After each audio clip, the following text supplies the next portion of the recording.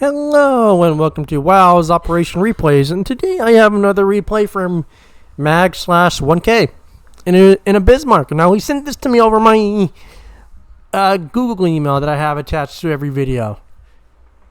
Now he's got a Hornet, a Massachusetts, an Odin, Aoba, GL Maekerer, and a Gaede. So we'll get to see how these tier 6s perform also. Now, most people would say, oh, well, you're in a DD on this map, and it sucks. Well, this is honestly one of my favorite maps to play a DD on. The enemy always comes straight, unless it's bugged, and it's really fun. Reconnaissance data suggests the principal attack will be launched in 10 minutes. If the outer radius of defense is broken, the attack will begin earlier. Spotter airborne. Now, I mean, right off the bat, he's popping a spotter plane. I mean,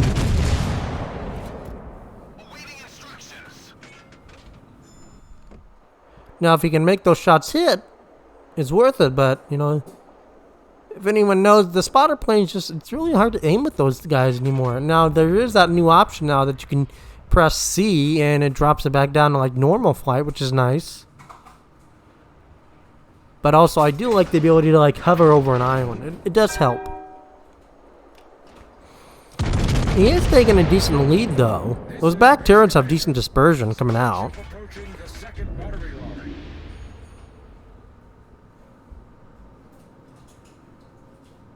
Doesn't look like no hits, unfortunately. Let's see how the team's doing.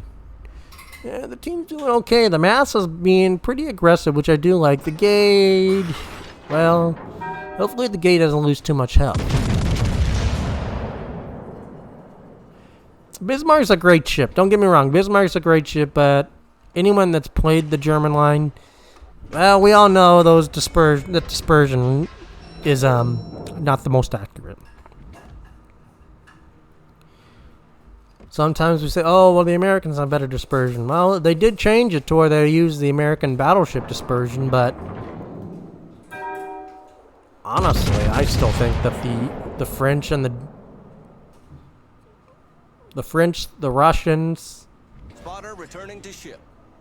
Yeah, the French, the Germans, and the French, the Russians. There was another. Oh, and the Japanese have the best dispersion. Maekerer and the Gaede, you get pretty good lucky on those guns. Now, Maekerer should be using his AP on that DD, on that cruiser. Torps coming off from him. It looks like he's shooting HE, unfortunately. Now, most people struggle with the Maekerer, but the Maekerer is actually a really easy ship to play. My advice when playing, the Maekerer, a Maekerer or whatever, don't play like a DD. Play it like a big cruiser. If you play it like a cruiser, you'll end up with much more satisfying results, because the AP almost feels like a cruiser AP, because you can citadel most cruisers. So abuse, your consumables, abuse the spotting in the ops, and use that to your advantage. Like what you saw with the Hornet, kind of flew over on that island at E7. Yeah, that island at E7. That's a prime target for a DD to sit. You can kill the D, you can kill the Mass, then you can torp the Congo. If you sit at the island at G5, that big island right there, you can kill the Fubuki. You might be able to get some torps on the Aoba and the Baron. It's literally, that's why it's so easy. If a DD knows what he's doing, they can just wreck on the swap. Now, I get what Odin's kind of doing. He's kind of managing his health, because, I mean, he's not pushing in there, which I totally support. Now, yes, it's always optional and fun to get those, those secondaries off, which is always great. We always want to use our secondaries. But and he is a secondary build. I did put on that bring up my screen so you can see the secondaries now. He is in secondary range of that Fubuki now. But I understand him not pushing in, because and he is manual. Okay, so he is manual secondaries, but he's not pushing in, which is smart. Because most people push in a Tirpitz or a Bismarck, and they get chunked for crap ton of damage. These guys, these ships are great and can sustain a lot of fire, but they also take a ton of damage. German battleships have always taken damage from armor-piercing shells, and a lot of damage over time. I'm glad to see that the CV did drop a set of torps on the Fubuki. But it doesn't look like he hit it though, unfortunate. That would have been really nice if he had hit it. That would have helped. He barely hit it though. He just barely missed it, so kudos to the CV for trying that. But, I mean, Maekerer's just... I mean, he has a Mast, he has an Odin, both those are decent ships. At this point, it's just a waiting game. There's really no point for him to be super aggressive. I mean, I gotta comp him for helping help cover that CV, because that CV is a little bit... I don't really understand what the CV's doing in his positioning, Joe, because usually a CV starts in the middle. Here's my question. How did he get over, you know, to the left? But I get him shooting HE because he was going to shoot the DD. Now he'll be in secondary range of the Aoba.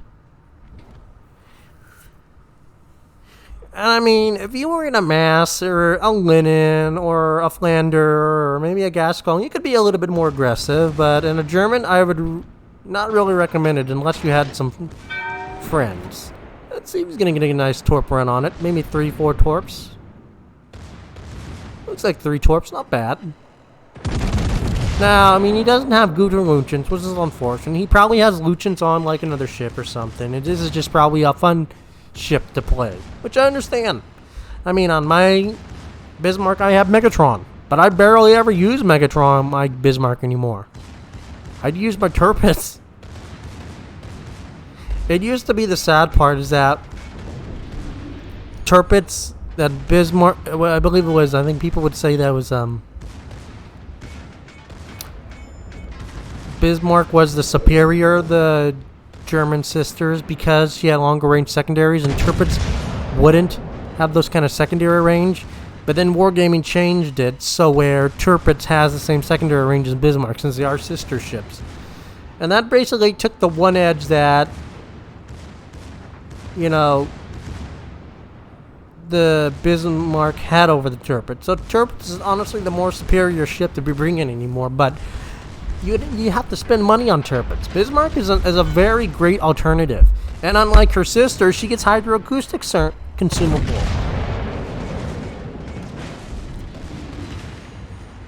Now, he is starting to finally take some damage. He's in...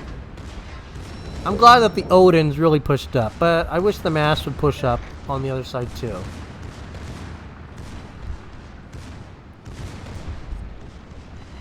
Now, if he had Luchens, it would have been going up pretty much right now. Well, a little bit more, but yeah, it would have went off. But it's not like he needs Luchens. I know the dispersion, and he does get the kill on the Baron. Kudos, he's up to 60,000 damage. Not bad. I mean, I can't dock him down for the Bismarck's accuracy. I can't. I honestly can't, because I've dealt with it. A number of players that have been around since the release of these battleships know that these German battleships just don't have good accuracy. It's well known.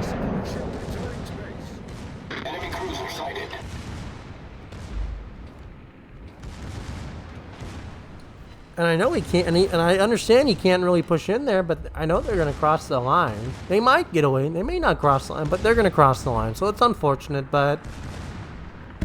I mean, the Aoba could have been more aggressive. The Massachusetts really could. I love how aggressive the Gaede is being. I love how aggressive he is. Let me see if I can see his health. He is still at full health. He's still practically full health, so... He's abusing a lot of his abilities. He's being super aggressive, which I love. They might cross the line. They may not. I don't know. Nope, yeah, they did cross the line. Aoba just barely got in there. The principal attack is about to begin. Cruiser sunk. Ooh, he got a really nice hit on that Kagero and took it out.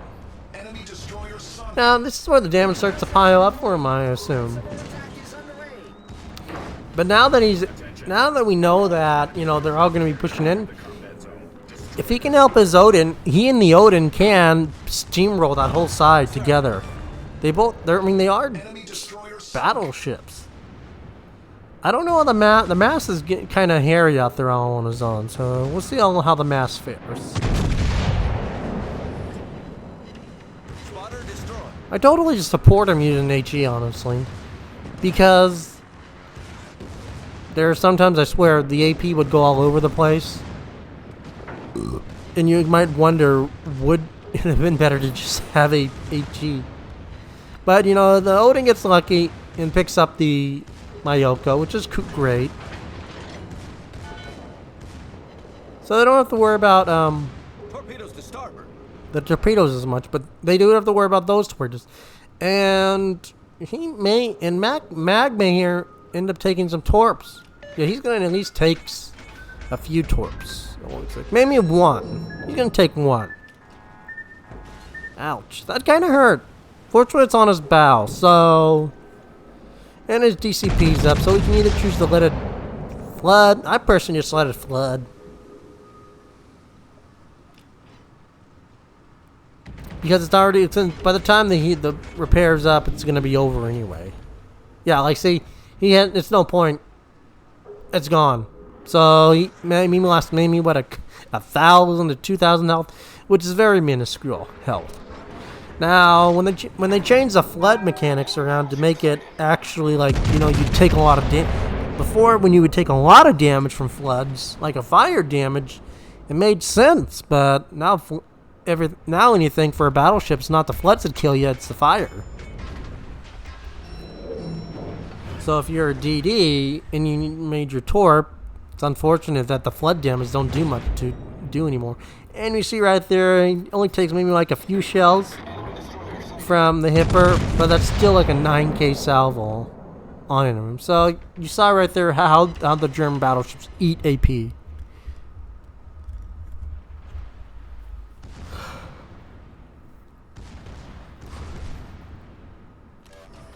And sorry. And the Aoba and the Odin saying thank you. Probably for the smoke screen, which I do appreciate. At this point, you know, the best thing they can do is get those, I think, what is it, 4 stars, I believe now.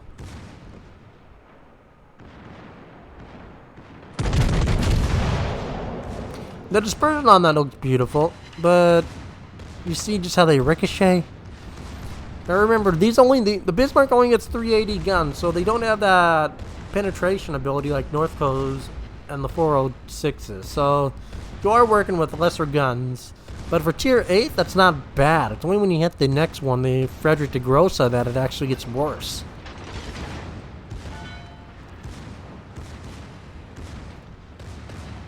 And the Aoba's at half health, but, you know, at least I gotta commend him. He's still fighting. He's still fighting, which is, I gotta love it. I love the fact that the Gaede and the Aoba are still fighting. Most people run to the repair circle.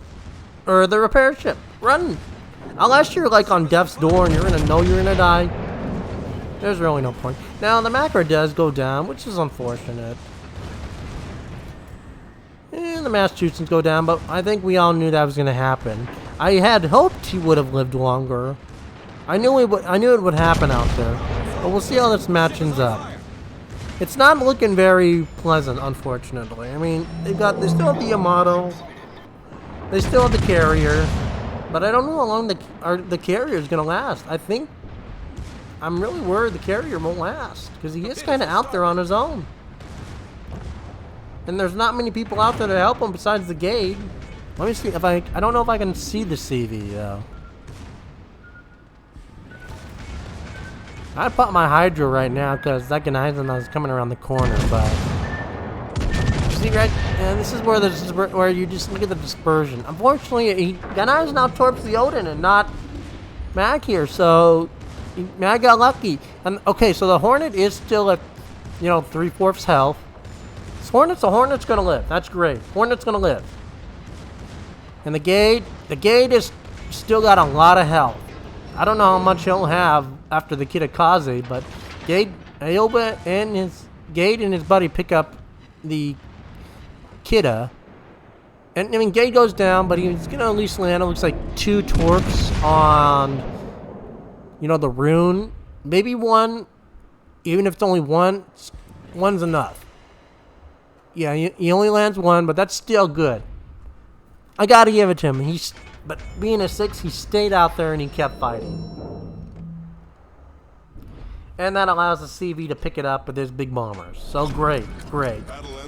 So they have the ability to get the 4 stars. It's not 5 stars. It's not a perfect run, but it's 4 stars. That's still highly acceptable on Newport. Yes, you want to always aim for 5 stars, but you know, a 4-star and a 3-star on certain ops are also acceptable. If you can get a 3-star on Hermes, that's acceptable. A 4-star, even better. A 5-star, spectacular. But let's be honest, no one hardly gets a 5-star on Hermes anymore.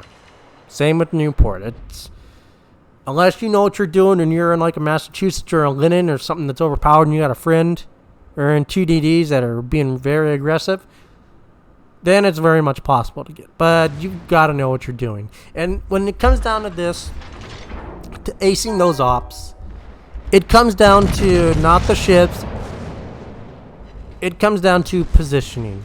Positioning is everything in these ops. It's the same thing as in randoms. Positioning is what wins matches. If you don't have the best positioning, you've got to work on the positioning. If you don't work on the positioning, I don't know what you're gonna do. But you'd have to work on it. Let's hope he gets a Citadel. Oh, he gets very nice Citadel. 3 Citadels, up to 225k.